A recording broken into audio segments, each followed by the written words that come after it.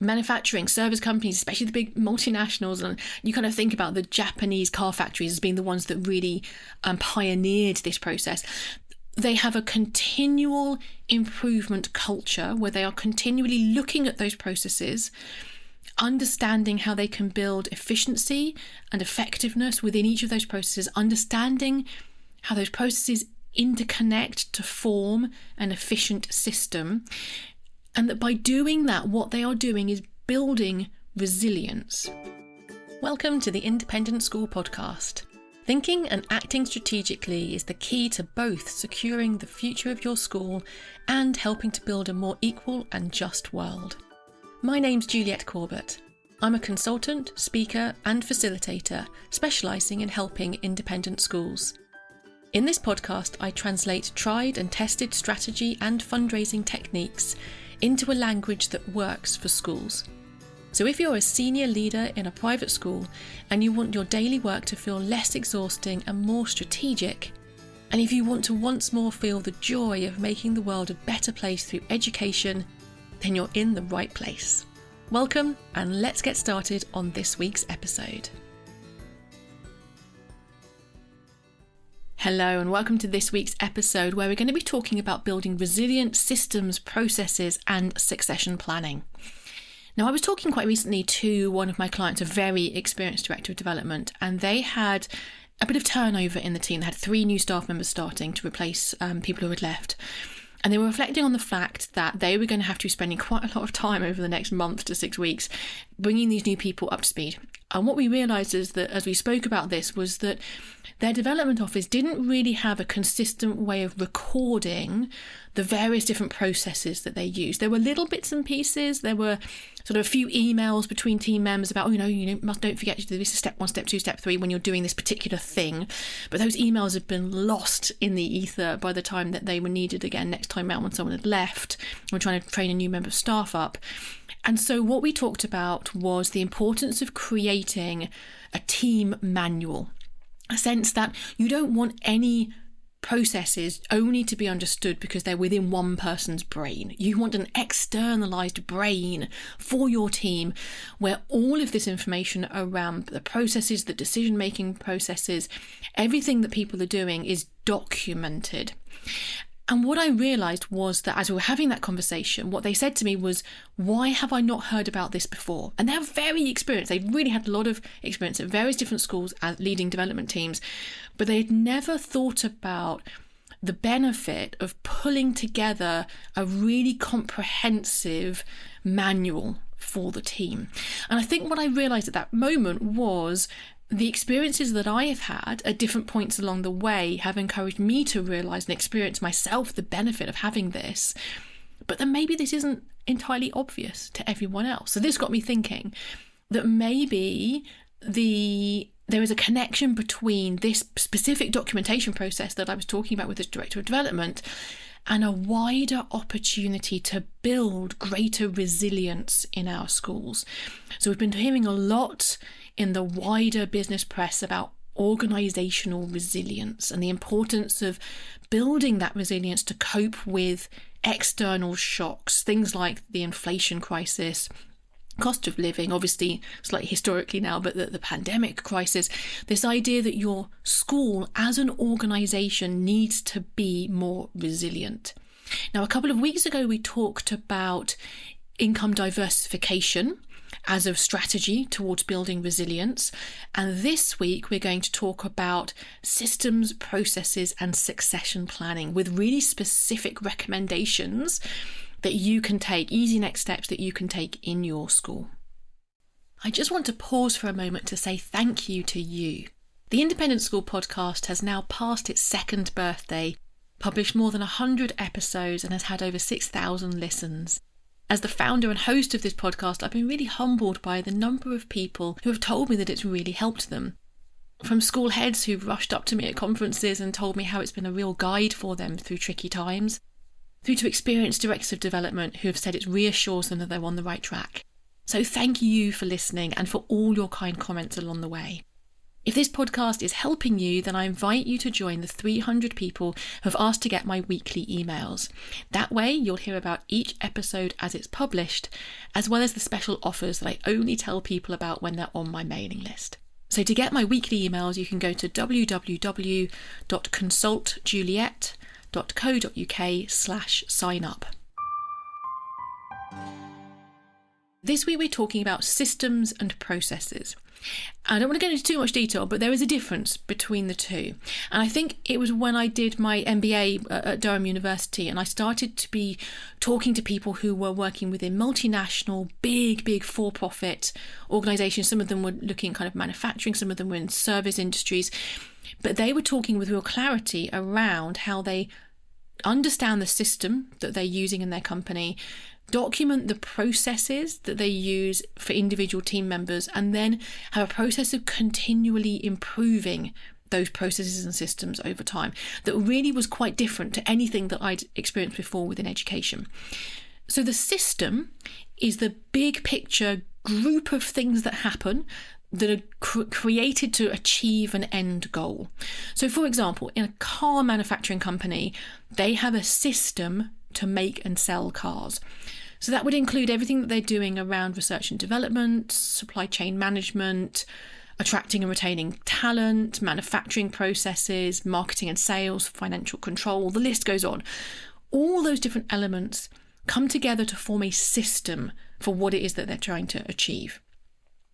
And then they have specific processes within that system. And the processes are the really specific things that happen that needs to happen to make that system work. So for example, a really specific process for, the way an internal door panel is fixed within a particular model of car that they're creating, or the way that the marketing team ensures that the company's tone of voice is always on brand across all different communications channels, or the way that their finance team is constructing the quarterly financial reporting to investors to make sure that it's not just obviously regulatory compliant, but also easily communicated in terms of the key messages they're trying to communicate.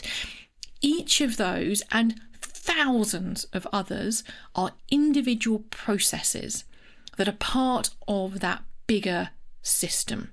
And what for-profit manufacturing service companies, especially the big multinationals, and you kind of think about the Japanese car factories as being the ones that really pioneered this process.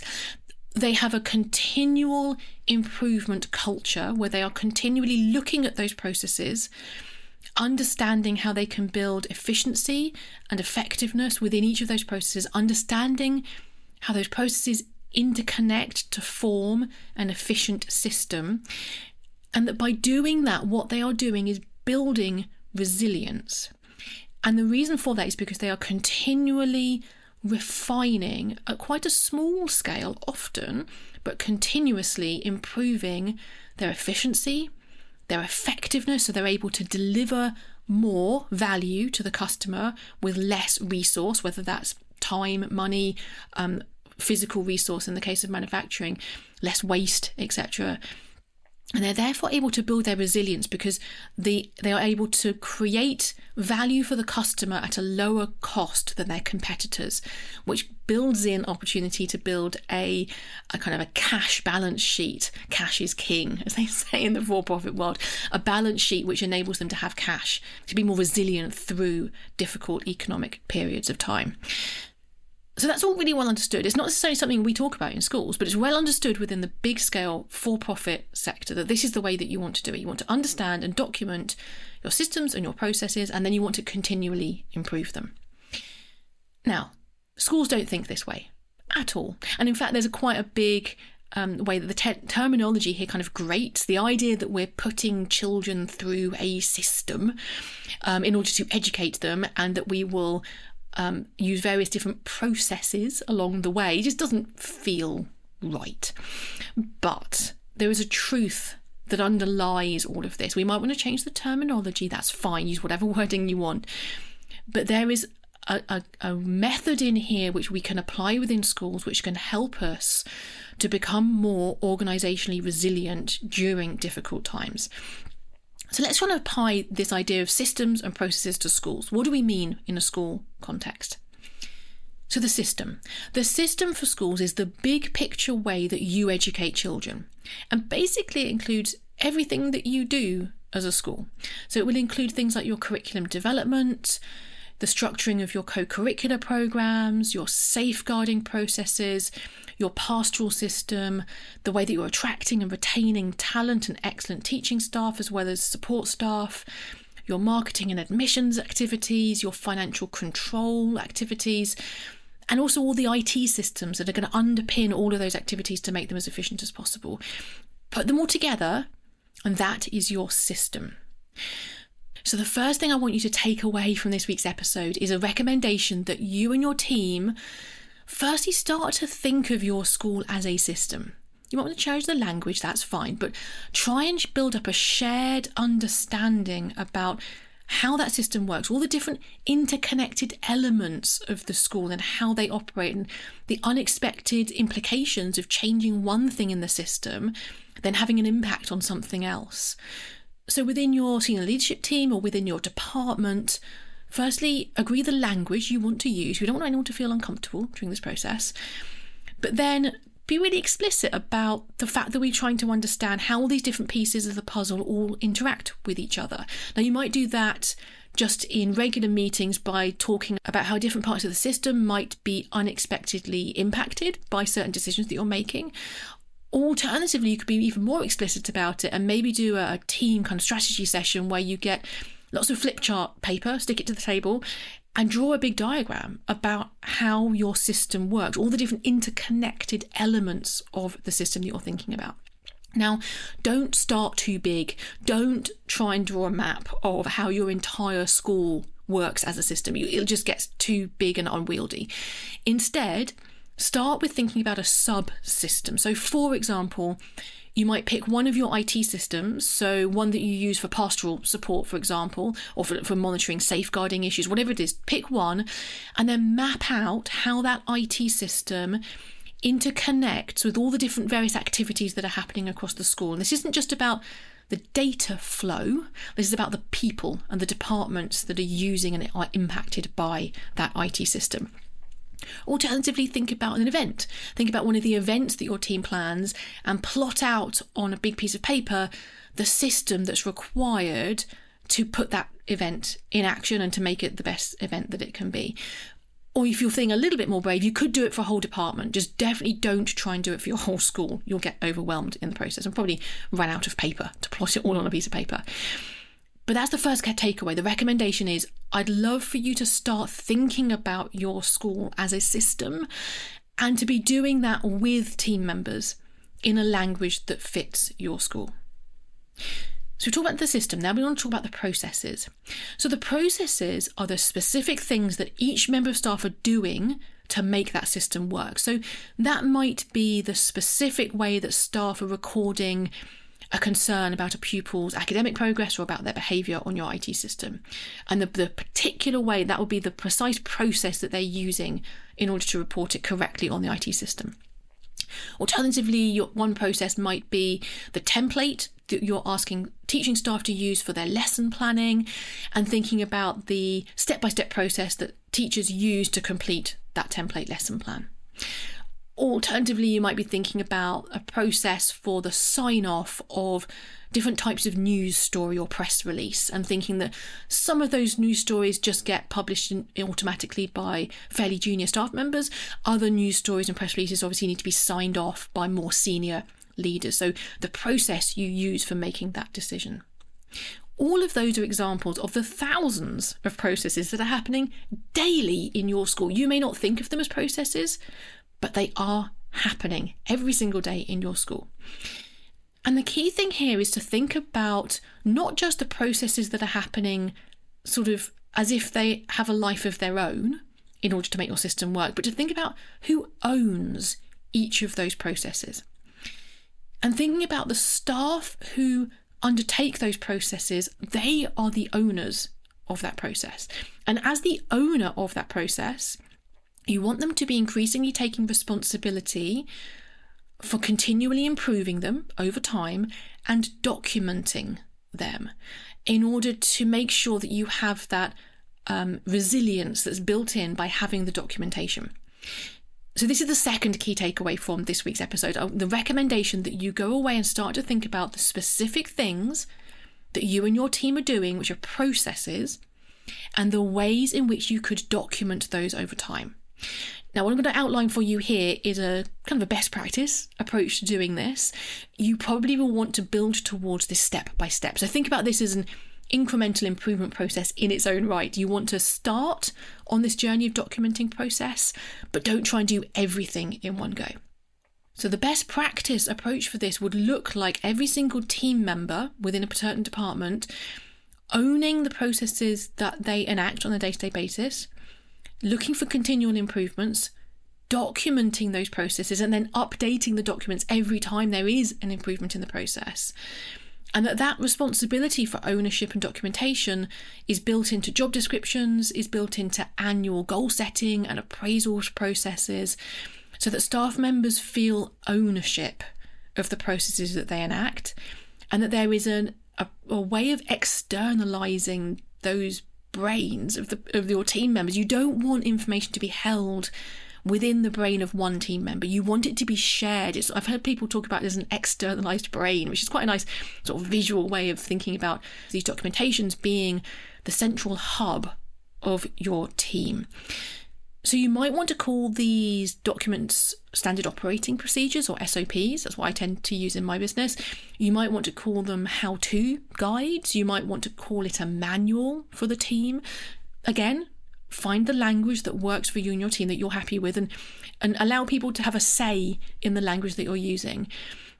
And then encourage people to take a step-by-step process to documenting what they're doing. Now, this is quite time-consuming. And some people will take to this more readily than others in your team. So don't worry, take it slow. Some people will race ahead a little bit and be cheerleaders for this type of project. Others will be a little bit slower, but you want everyone to be making progress towards that end best practice goal. The simplest way of doing it, especially for anyone who's not particularly comfortable with tech, would be literally to start writing a Word document with step-by-step instructions for what someone needs to do to replicate the particular process that they're undertaking. Now, you can insert screenshots where necessary, but probably the easiest thing to do is to mostly base it on Word text. The trouble with this is it's very time-consuming. So it's a low-tech version, which some people might feel more comfortable with, but it takes a long time to write out each step. And so when I used to do it this way, when I was first starting out documenting my SOPs, what I would end up with was a Word document which will start off as step 1, insert details here. Basically, a lot of placeholders for where I was going to go back and add details. And then slowly, every time I undertook the process, I added a bit more detail to the SOP Word document.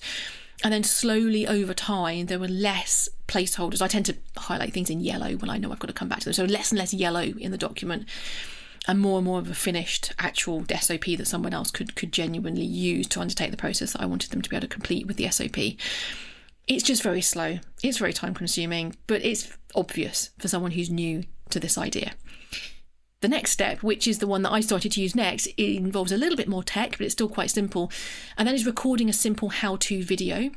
The way that I do this is by opening a Zoom meeting with no one else in it, turning my video off, sharing my screen to whatever relevant window I need to be recording, and then recording myself doing the actual thing that I need to do live. So I'd actually undertake a live task that I needed to be recording the SOP for, but doing a kind of a voiceover explaining the steps as I was doing it. So now select this from the drop down menu, and then don't forget to tick this box. If you forget to tick this box, then all sorts of bad things happen.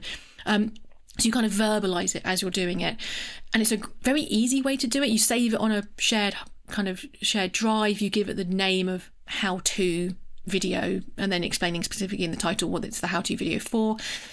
There's a big problem with it, which is it's very hard to change later. So let's say 6 months later, the software updates, and actually that one box that you've said, don't forget to tick this box, disastrous things happen if you forget to tick this box. Maybe that box has been renamed or has disappeared entirely, and you have to re-record the video. It's the only way to actually update the documentation, which is pretty annoying, let's be honest, when you think you've done the task and you've got to go back and do it again. So that's kind of a second step, but it's not ideal. The final step, the best practice way of doing this, is to use an online process documentation tool. Now, I've only just started experimenting with this. I've been using one called Scribe. I'll link to it in the episode notes. It's very good, but I can't give a full recommendation until I've played around with it a little bit more. But basically what it does is it records what you're doing in terms of your process that you're trying to document, and it records it as you do it, and then it creates a first draft of that standard operating procedure with text and screenshots all the way through. It's very clever the way it does it, very, very clever. You do have to edit it because it'll never get it 100% right, and you'll want to add some more qualitative information as to why you're doing things, or maybe there's sometimes you need to do something slightly differently and you need to add the text to say that. It's actually very, very quick. It's very, very easy. And if you download it in some ways, you have to pay for this version. If you download it in some way with HTML, then what you can do is you can actually adapt it live as things change over time. So it's a much more useful way of doing it in terms of ongoing changes being documented. So however you decide to do it, the recommendation from this podcast is please start to document your processes, because it's only by doing this that we can start to really build some of that resilience, especially around staff turnover. So in summary, why am I talking about this? Systems and processes. The reason is because the environment in which schools are operating is increasingly challenging. Now, depending on where you are in the world, the situation will be slightly different. But certainly in times of high inflation, times of cost of living crisis, times of sometimes political pressure, certainly seeing that here in the UK, around the independent school sector, times are tough and you need to build organisational resilience. And by documenting your processes and your systems, what you're doing is firstly helping to identify how to build efficiency and effectiveness. And I tell you, when you start to document it, you start to realise that you can streamline a lot of these processes, and you're continually improving them. So it's efficiency and effectiveness. But finally, and just as importantly, it's also about succession planning. Every member of staff in your school needs to be able to leave the school either for a holiday or due to sick leave, either long-term or short-term sick leave, or because they're moving on to a different job. They need to be able to leave and your school needs to survive. That is resilience in an organisation. And if you're going to be able to create that level of resilience to staff turnover and succession planning, you have to have robust documentation for all of your processes across the whole school. So it builds organisational resilience by building efficiency and enabling succession planning in a much more effective and time-efficient way. Which brings me back to my first story at the beginning of this episode. Once I talked about this with the Director of Development, they were feeling much more positive about the fact that, yes, they were still going to have to spend a fair amount of time in the next month to 6 weeks bringing these new staff members up to speed, but that the process was going to be simultaneously training those new staff members and creating a standard operating procedure for the department, which everyone can then benefit from for years to come. I hope this has been helpful. I love to hear your feedback. If you have other methods for recording step-by-step processes, I would love to hear about them because I'm still experimenting in this area myself. And if this is something that you would like to be doing and haven't been doing so far, again, let me know that this episode has been helpful. I love hearing your feedback. Great to talk to you. Talk to you again next week. Bye-bye then. Thanks for listening to the Independent School Podcast, the podcast that helps senior leaders in private schools to think and act more strategically, both because they want to secure the future of their school and because they want to help build a more equal and just world. You can listen in everywhere that podcasts are available. And if you want to catch up on previous episodes or follow any of the links that I've mentioned today, just head over to www.consultjuliet.co.uk/podcast.